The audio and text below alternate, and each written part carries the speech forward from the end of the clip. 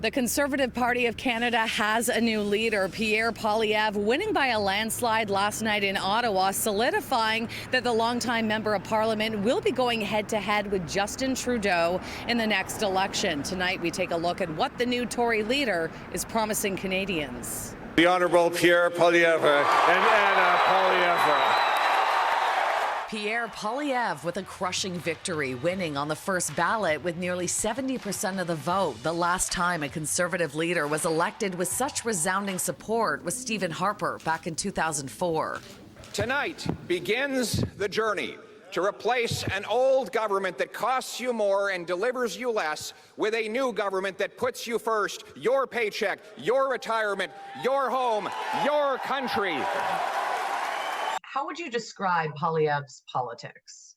Well, I mean, what's made him slightly different from everybody else is his willingness to take slightly more populist positions on a number of issues. Political science professor Andrew McDougall says Poilievre's support for the Freedom Convoy that took over downtown Ottawa for several weeks last winter shows he has no fear of controversy, noting he also took a firm stance against mask and vaccine mandates. It shows that his strategy, which many have seen as being a little bit risky, possibly alienating people sort of in the mainstream of Canadian politics, paid off big when it came to winning the Conservative leadership. Poilievre began his career in politics at the age of 24 and was a central player in some of the biggest battles of the Stephen Harper era. Making Canada the freest country in the world has been his motto during the leadership campaign, with promises of cutting the carbon tax, supporting pipeline projects, and tackling inflation.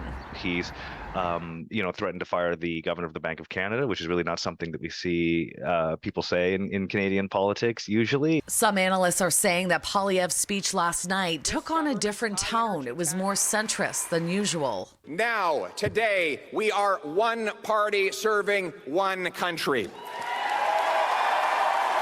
And McDougall says we'll have a better idea of what direction the Federal Tories will be taking in the coming months. It's not uncommon for leaders when they're running, for a leadership candidate, for them to really throw red meat at the base. So I think what people want to see is, now that he is the leader of the party, whether or not he is going to migrate away from some of these more extreme populist positions and portray himself as a much more mainstream figure that will have more appeal. Prime Minister Justin Trudeau recently made it clear that he will be vying to keep his job with the minority government, though it's unclear when the next election will be called. But one thing that is for sure, the Liberals and NDP right now are in full-on strategy mode.